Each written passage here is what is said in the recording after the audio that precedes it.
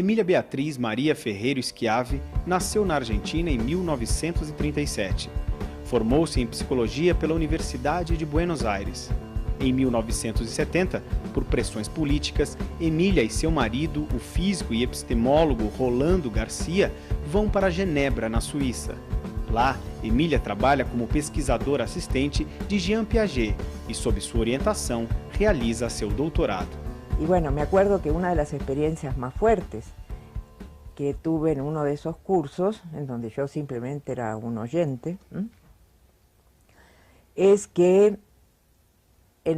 después que Piaget terminaba la exposición y habría unos 15 minutos de preguntas, frente a una pregunta de alguien acerca de, no sé, la vinculación de todo lo que estaba presentando con la afectividad, Piaget dijo: sobre ese tema yo no soy competente. Otra pregunta. Y eso me marcó para toda la vida, porque yo venía de ser estudiante en la Argentina, en donde todos los profesores sabían todo acerca de todo. Y entonces, pues lo que Piaget me enseñó en ese momento, sin saberlo, es que hay que estar muy seguro de lo que se sabe para reconocer las limitaciones del propio saber. Ela tem uma sensibilidade com relação às crianças que é muito parecida com a do Piaget, que eu acho que ela aprendeu com Piaget uma forma de conversar com as crianças que não é uma forma pessoal. Na verdade, tem toda uma construção teórica atrás que te permite fazer com que as crianças acabem falando do que elas realmente pensam. Galinha,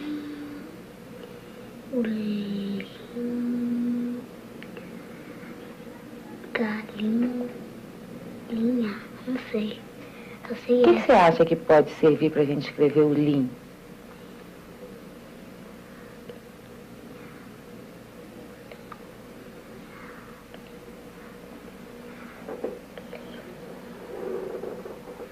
Sei.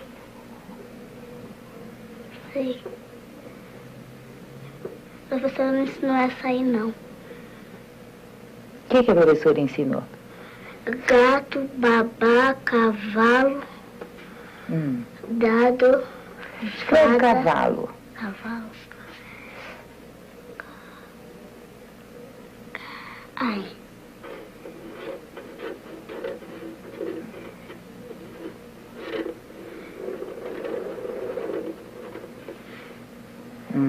Cavalo. Mostra pra mim com o dedo aí. Cavalo.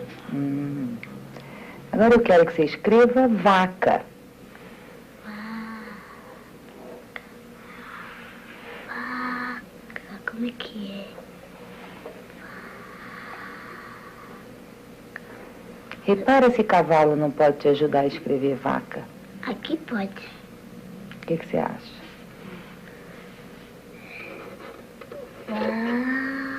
Vaca. Cada cavalo.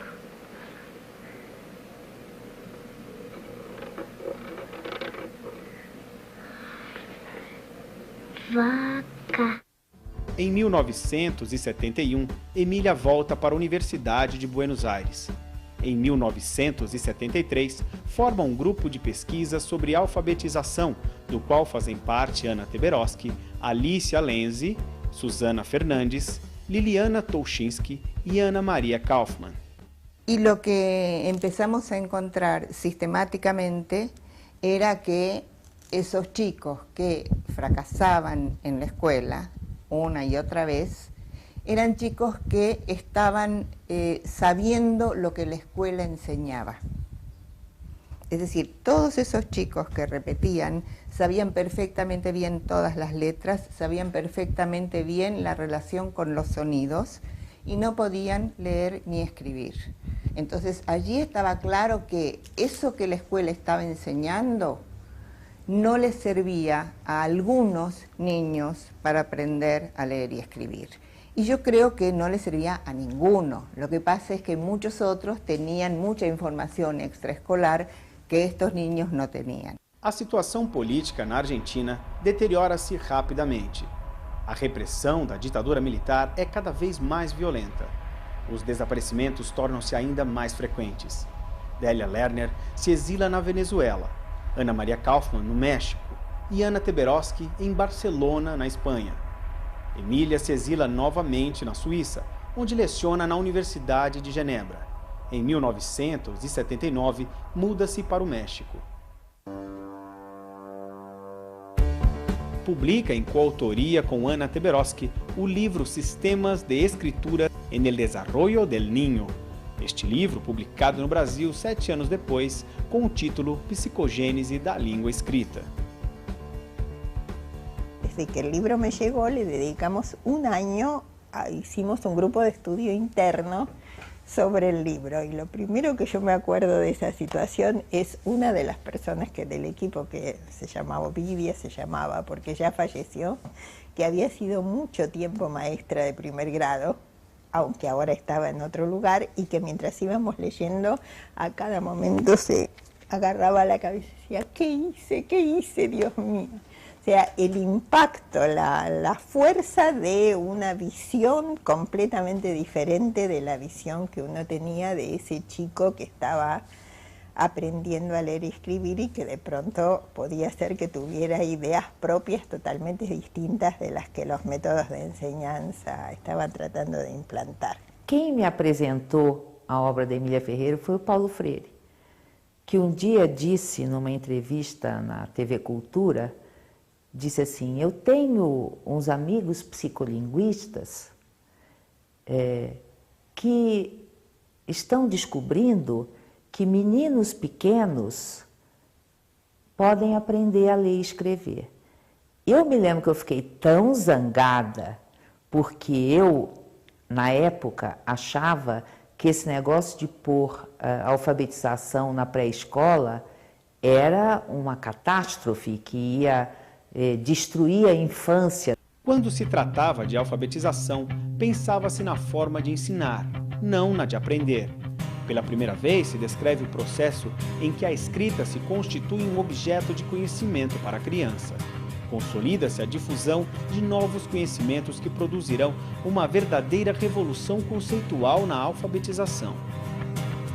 Se supunha que aprender a ler e escrever dependia de saber as letras, reconhecê-las e saber o seu som, como algo que você treina, memoriza, ensina mecanicamente, e só vai ser um ato inteligente depois que ele souber ler, quando ele começar a usar isso para entender o que está escrito em textos. O que o trabalho da doutora Emília Ferreiro mostrou é que para aprender a ler tem que pensar. O impacto, né, dos resultados da pesquisa da psicogênese foi enorme. Num primeiro momento, foi o desvelamento, né, de todo um pensamento infantil, de toda uma forma própria da criança pensar, que nos encantou e nos instigou muito. E veio a questão, e agora o que fazer? Foi não só, né, esse desvendamento dos processos de aprendizagem, mas a reconceitualização mesma do objeto de ensino. Então, o que se ensina na alfabetização mudou radicalmente. A partir de los 80s, la presencia de Emilia y los trabajos que se empezaron a publicar hicieron un parteaguas en nuestro sistema educativo, ¿no? En donde las nuevas reformas educativas, los nuevos materiales educativos tenían ya esse espírito, essa filosofia, essa ideia. Essa mudança, ela fez com que a didática da alfabetização passasse a considerar o que essa criança pensa, né, e a escrita como um sistema de representação, seus usos, as suas funções, os conteúdos envolvidos nas práticas sociais de leitura e escrita como conteúdo de ensino e gerando uma pesquisa, uma investigação, então, do como se ensina, de como se alfabetiza. Em 1987, Emília organiza no México um importante encontro reunindo educadores de vários países. Dele resultará a publicação do livro Os Filhos do Analfabetismo, propostas para a alfabetização escolar na América Latina. Uma coletânea de experiências inovadoras de alfabetização de diversos países. Emília Ferreiro lançou diversos livros traduzidos em várias línguas e viajou pelo mundo como conferencista. Emília recebeu diversos títulos e homenagens.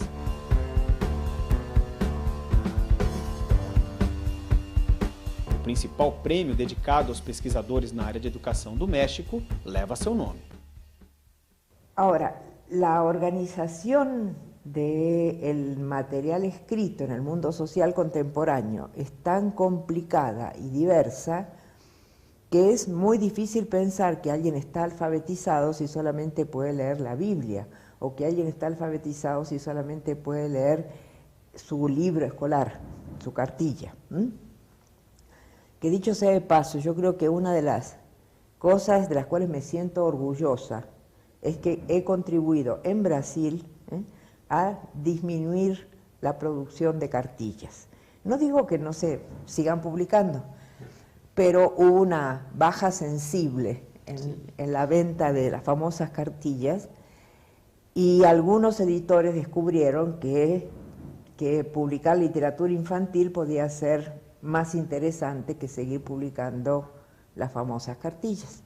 Eu acho que no Brasil o impacto talvez tenha sido maior do que nos outros países onde ele foi publicado imediatamente. Provavelmente porque a questão do fracasso escolar no Brasil era muito maior do que nos outros países da América Latina. Nós tínhamos uma estatística que era uma vergonha nacional e que, na verdade, ninguém falava dela porque não sabia o que fazer com ela. Foi uma surpresa para todos a ideia de que uma criança, no processo de aprender a ler e escrever, num determinado momento, todas as crianças imaginavam que se escrevia uma letra para cada sílaba. Lê para mim. Diretora. Escreve para mim. Aluno.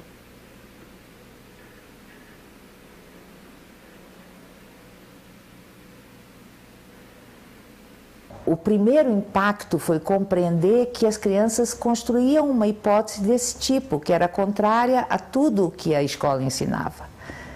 E depois compreender de onde elas vinham, quer dizer, que essa hipótese não era o começo do processo. Naquela época, falava-se em currículo oculto das crianças que iam bem na alfabetização. O que a psicogênese fez foi desvendar esse currículo.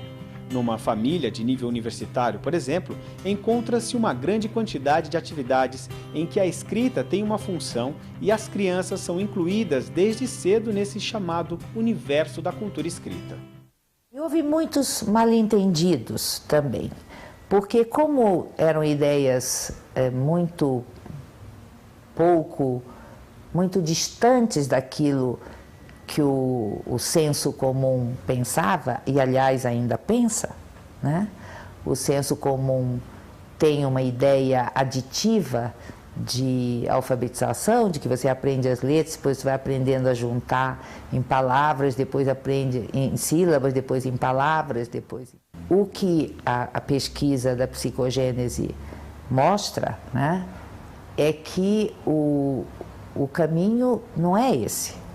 Quer dizer, que as crianças não juntam nada, pelo contrário, elas constroem sistemas de escrita que elas vão sendo obrigadas a reinventá-los progressivamente até que eles chegam essas ideias que as crianças vão construindo vão se aproximando da escrita convencional, da nossa escrita. Vamos escrever aqui o que tinha no seu aniversário? O que você está escrevendo agora? Bolo. Bolo.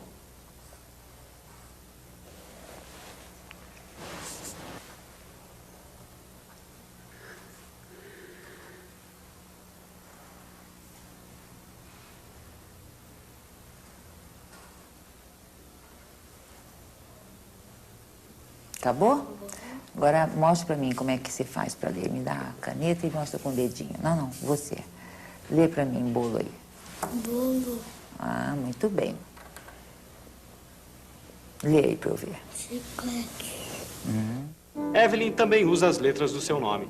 As que não são as do seu nome aparecem principalmente no início. Olhando as duas colunas, a impressão é de que as letras à esquerda, que não são as do seu nome, entram para dar uma garantia extra de que ela não vai repetir a mesma escrita. A ideia de permanência e estabilidade da escrita não é dada, é construída. E a gente vê crianças até muito acima da idade onde isso devia acontecer, ou isso poderia acontecer, ainda com hipóteses muito primitivas. Você sabe que bicho é esse? Um elefante.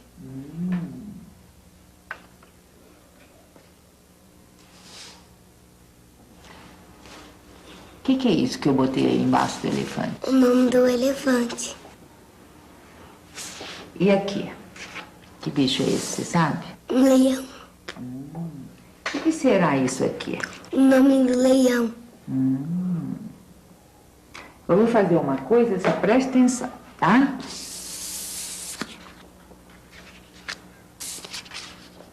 E agora? O que diz aqui? Um leão. É? Aqui diz leão? E aqui? Um elefante. Certo.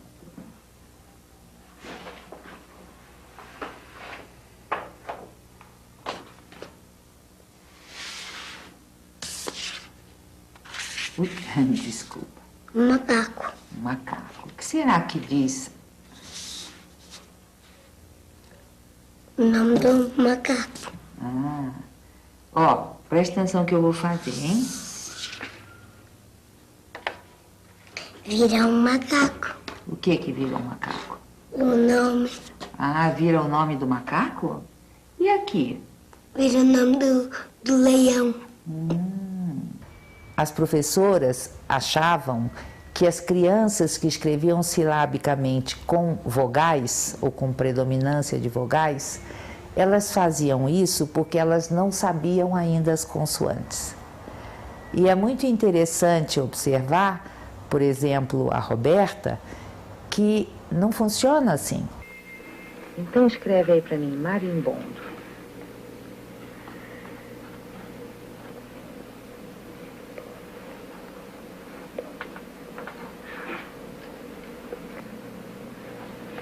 Marimbondo.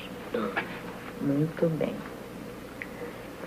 Agora eu quero que você escreva formiga.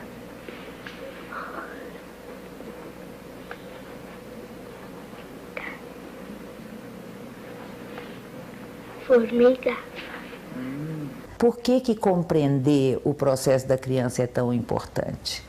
Porque hoje nós temos claro que ou o ensino dialoga com o processo de aprendizagem da criança, ou nós vamos ter uma situação em que o professor diz coisas que a criança não compreende e a criança ou diz ou pensa, certo?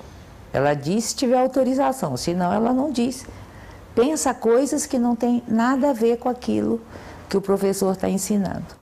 Depois dos fundamentos estabelecidos pela pesquisa inicial, é que se começou a pensar quais seriam as intervenções didáticas mais adequadas a essa nova compreensão do processo de aprendizagem da leitura e da escrita. A partir dessa circulação das ideias e das informações e dessas experimentações, foi se constituindo uma metodologia de ensino. Não é um método no sentido que as cartilhas usam, que é alguma coisa que existe em si e o professor aplica cegamente, mas é uma metodologia porque tem um conjunto de princípios e tem um conjunto de práticas experimentadas e testadas e aprovadas. E tem uma lógica interna, a metodologia de alfabetização, que derivou, pelo menos até este momento, do núcleo de ideias que está expresso na pesquisa da psicogênese. A nossa hipótese era de que se aprende quando se tenta fazer alguma coisa que a gente ainda não é capaz de fazer sozinho, né? Então, a gente propõe que o aluno faça alguma coisa que ele, por si mesmo, não se proporia, consideraria muito difícil. E você, então, vai criando uma situação de sustentação para ele, para que ele possa ir avançando, usando o que ele sabe, para aprender o que ele não sabe. Essa é a chave, né, dessa didática, dessa metodologia. Quer dizer, você trabalha criando situações desafiadoras para aquilo que o menino sabe, que a criança sabe, mas eu tenho usado uma expressão que é assim, difícil o suficiente para ele não saber imediatamente, mas fácil o suficiente para que, fazendo um esforço em colaboração com o colega, ele consiga fazer mais do que aquilo que ele fazia sozinho.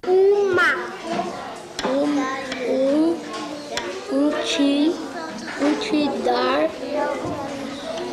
Olha, o galo e a raposa o galo estava no galho quando a raposa chegou mais perto que eu quero te dar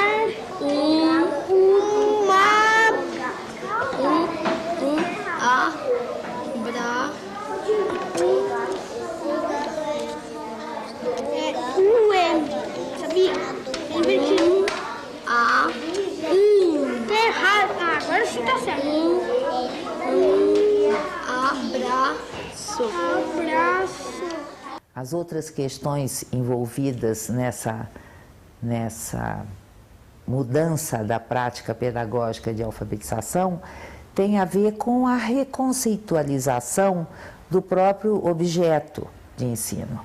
Então, o que se pensava antes da psicogênese é que o objeto de ensino na alfabetização eram as correspondências grafofônicas, que se ensinasse para o menino que o som das letras, o desenho das letras e como juntá-las em sílabas, os meninos seriam capazes de ler. Como a gente sabe, meninos muitas vezes sabem tudo isso e não são capazes de ler.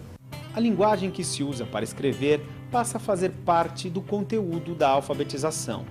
Todos os dias são lidas histórias para que as crianças se apropriem dessa forma linguística. E crianças que ainda não escrevem convencionalmente podem ditar contos para a professora, mantendo a linguagem que se usa nos livros. Estou te mandando um gatinho recheado de bombom. Eu só quero que a primeira pessoa que atravessar essa ponte venha ser minha. Tá. Não, venha ser do outro. Então eu vou escrever aqui. Eu só quero que a primeira pessoa. Um outro aspecto importante dessa mudança didática é o que nós chamamos uma transformação do contrato didático. Quer dizer, as relações dentro da escola, elas têm normas implícitas que ninguém diz, ninguém combina, mas estão ali. E os participantes da escola aprendem rapidamente. Então, por exemplo, o erro não é bem aceito na escola. Quem corrige o erro é o professor. No contrato didático mais convencional, quem não escreve convencionalmente não escreve.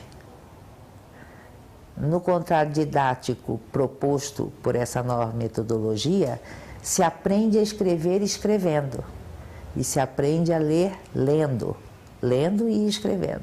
Bom dia, Teobardo. Como é que foi a noite? Dormiu bem, foi? Nha, nha, nha. O que você prefere de café da manhã? Alfalfa ou aveia? Ter espaço para o erro, que muita gente confunde com a ideia de que se você alfabetiza tendo como referência a psicogênese, então não pode corrigir nada, o que é uma enorme bobagem, porque se corrige quando a correção faz sentido para a criança. Nesse momento é obrigatória a correção. Cabeça de papel. Qual o problema? Aqui.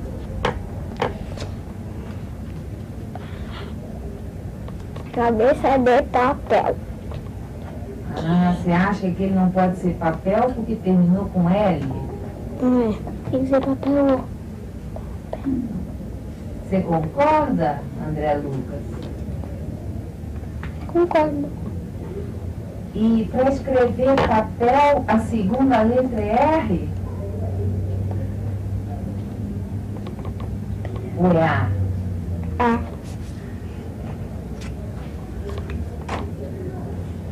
As questões didáticas foram sendo enfrentadas e elaboradas, né, a partir de dois eixos básicos. Um que tem a ver com a aquisição do sistema de escrita e que é formada por um conjunto de atividades, um conjunto bastante grande de atividades, em que as crianças têm que tomar decisões sobre que letras, quais letras e quantas letras eles vão usar, ou têm que tomar decisões de o que é que está escrito em alguma coisa que eu sei o que é, mas que eu não sei o que está escrito em cada parte. Então, são situações que mobilizam as questões da aprendizagem do sistema e que trazem embutido nisso a aprendizagem das correspondências grafofônicas. Porque muita gente imagina que, como a gente não considera só a alfabetização só como a aprendizagem das correspondências grafofônicas, que a gente considera que isso não precisa ensinar. Não é verdade. Nós ensinamos sim, mas esse não é o núcleo do projeto didático que a gente tem. O outro eixo que é importantíssimo e que é uma aprendizagem através do uso da variedade de gêneros que se usa fora da escola. Que os dois bateram e o próximo bateu com o bico, ele bateu a roda na traseira do Senna e tem hora que a Ayrton Senna caiu fora e o Piquet... Não criar textos cuja única função é ensinar a ler. Trabalhar com os textos tal como eles existem no mundo. Uma das descobertas da pesquisa foi a importância que o nome próprio tem no processo de alfabetização. Ele é uma importante fonte de informação e um vínculo muito forte entre a escrita e a pessoa. Há uma grande carga afetiva e cognitiva nele. Aninha! Aninha? Por que vocês acham que é da Aninha? Porque acaba com ele. Hã? Porque acaba com ele ou com A? Essa é a letra A, certo? A Ana é o único nome que acaba com a letra A? Quais outros? Mariana, Marisa, Maria. Deixa eu... Que dica que eu posso... É Mariana. Não, pera um pouquinho. Olha, o que a gente pode fazer para descobrir se é a Ana, se é a Mariana, se é a Marisa? Eu também. Mas o que a gente precisa? Ver a primeira letra? Tem um outro jeito da gente saber se é Mariana ou Marisa? A gente já sabe. Tem que ver as outras letras? Então vamos ver. E agora, dá pra saber se é Mariana ou Marisa? É Marisa, que eu vi um R. Ué, mas da Mariana, olha, ela falou assim que viu um R. Mas que letra que tem aqui agora? O M e o A. Pois é. Então já até vamos ver o R, ó. Agora não pode mais ser da Marisa? Agora é o R. Não, por que não pode ser da Marisa? Porque senão fica Mariasa. Ah, só fica Mariasa? Então vamos ver o resto? Certinho? Ah, muito bem. A alfabetização, tradicionalmente, era feita com palavras soltas e não com textos. E porque se dizia que primeiro precisava aprender a escrever as palavras, depois escrever os textos. E isso é o contrário do que a gente prega.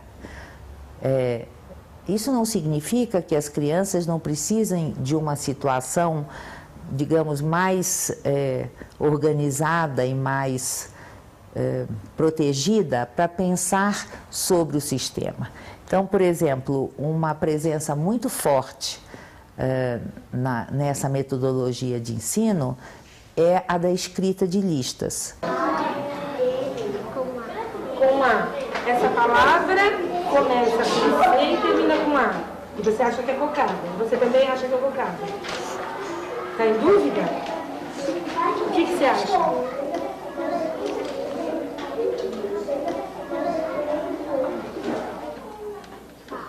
O fato de Jéssica e Patrícia saberem do que trata a lista possibilita que utilizem a estratégia de antecipação para pensar o que pode estar escrito. Diferentemente do que aconteceria se fosse uma lista de palavras que começam com a letra C, onde o universo de possibilidades seria muito maior, impedindo antecipação. Eu vou usar a evolução das escritas de dois meninos de uma escola municipal aqui de São Paulo, da primeira série, para mostrar como é que acontece essa evolução até a escrita alfabética e o que tem atrás daqueles, do processo daqueles que não chegam no fim do ano com a escrita alfabética. Então, o Bruno é um menino que iniciou a primeira série. Vocês podem ver que a escrita dele em fevereiro para uma lista de animais era uma escrita silábica com valor sonoro convencional, né? Pelicano, macaco, cobra, rã. No rã ele se atrapalha porque a tendência dele seria botar uma letra só, mas ele não pode botar, nem pode botar duas iguais. Então, ele se atrapalha com a qualidade da letra, quer dizer, com qual letra, né? Mas o resto é tudo, as letras que ele usa são as mesmas que se usaria, só que não são todas, né? É uma para cada sílaba. Em março, o Bruno continua escrevendo silabicamente, um mês depois apenas, mas você já observa um esforço que deve ter custado muito para ele, porque ele consegue escrever pão com uma letra só. Em maio, né? Quer dizer, março, abril, maio, 2 meses depois, ele já está produzindo uma escrita que a gente chama de silábico-alfabética. Então, para escrever lapiseira, ele escreve o lá com LA, o pi ele põe com BI, porque são próximos os sons. Zei, ele põe uma letra que você não sabe se é um S ou é um Z ao contrário, e o Urá ele põe o A. Para caderno ele escreve CA para o K, D para o DER e O para o NO. E para livro ele escreve LI para LI e AO para VRO. E para giz é muito interessante, ele já não ia mais entrar nessa fria de escrever uma letra só. Então ele começa a fazer uma análise fina do som e ele faz giz, x, giz e vai chegando nessa escrita que é o X e o I. Em outubro, o Bruno está escrevendo alfabeticamente, com muito poucos erros, né? Falta o L de pulga, o FIS está escrito com S, e ele erra tanto pela falta quanto pelo excesso. Ele põe um acento agudo no E de insetos, porque eu imagino que ele pensa como a Michele, que se não puser vai ficar insetos, né? Mas essa escrita a escola reconhece como sendo uma aprendizagem de sucesso. E em condições em que haja promoção ou retenção, essa criança seria promovida. O Mateus não começa do mesmo ponto em que o Bruno. O Mateus chega na escola produzindo uma escrita que já é muito conhecida da gente, que é uma escrita que ainda não tem correspondência sonora, que ele ainda não está preocupado com o que significa cada letra, e sim, a escrita é um encadeamento de letras, é um conjunto de letras, e a preocupação do Mateus nesse momento, em fevereiro, era garantir que diferentes palavras tivessem diferentes escritas, quer dizer, um cuidado para não se repetir. E um cuidado que ele tinha que tomar, porque o repertório de letras que ele tem é praticamente todo do nome dele. Quer dizer, se ele não tomar cuidado, ele vai acabar escrevendo duas coisas diferentes do mesmo jeito. E essa é uma preocupação que ele tem bastante clara. Em março, ele continua ainda pensando globalmente a escrita, quer dizer, pensando que a escrita é um conjunto de letras que você lê como uma totalidade. Em maio, ele constitui para ele mesmo a hipótese silábica. E aí você vê uma hipótese silábica muito estruturada, com todos os valores sonoros convencionais, e como ele tem uma exigência de mínimo de 3 letras, ele acaba sendo obrigado a escrever com um pouco mais de letras do que ele escreveria se ele pudesse escolher. Então, por exemplo, você tem lapiseira, lá é A, pi é P, Z é S, é o Z, irá é o A. Caderno é C, D, O, livro é I, seria, em condições normais, I-O, mas como ele não aceita escrever só 2 letras, ele põe um V, não é qualquer letra que ele põe ali no meio. E no giz, ele usa o mesmo recurso que o Bruno usou, que é reconhecer um som próximo do G, que é o X, e usar o I, o X e o Z, porque a exigência dele era maior que a do Bruno. Em outubro, ele produz uma escrita que ainda não é completamente alfabética, ela é quase alfabética. Então, olha, Joanim Nha. O nha ficou um A só. Mosquito, ele se confunde entre o N e o M, e ele põe um N. Então, mosqui. Provavelmente ele não lembrou que letra ele devia usar e botou um L. E o. Piolho, ele põe o P para pi, O para o, L para lho, o L no lugar do LH e o O. Quer dizer, só que quem lê isso sem saber o que ele queria escrever, lê polo. E pulga, que ele escreve o pul silabicamente e o gá alfabeticamente. O que acontece aqui? Acontece que o Mateus, em outubro, está como o Bruno em maio. Mas isso não significa que o Mateus não aprendeu. Na verdade, o Mateus aprendeu mais do que o Bruno. O Mateus passa a escrever silabicamente com valor sonoro em maio, e o Bruno já entrou na escola com isso. Então, essa diferença de fevereiro a maio é muito importante para o desempenho dele em outubro, já mais para o final do ano. Então, em uma situação tradicional, o Mateus seria reprovado no fim do ano. Apesar de que, considerando o ponto de onde ele saiu e onde ele chegou, ele caminhou bem mais do que o Bruno. Essas são coisas que o conhecimento da psicogênese nos permite relativizar, quer dizer, não imaginar que as crianças chegam todas iguais na escola, sabendo as mesmas coisas e, portanto, têm que sair exatamente iguais, e considerar o avanço das crianças. Isso não significa baixar a exigência, muito pelo contrário. Né?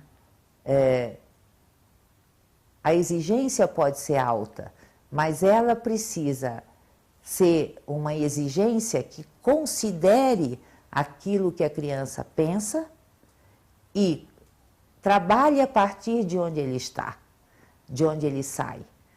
E imaginar que ele tem que aprender bastante, mas esse bastante tem que ser relativo a de onde ele começou. Então, uma criança como o Mateus não deveria ser reprovado no fim da primeira série. Por quê? Porque provavelmente no comecinho da segunda série ele vai estar escrevendo exatamente como o Bruno terminou o ano. E é um desperdício de vida fazer uma criança que está nesse ponto, em vez de receber mais subsídio, mais informação, mais ensino, fazer com que ele volte para o começo e comece tudo do zero, como se ele não tivesse aprendido nada.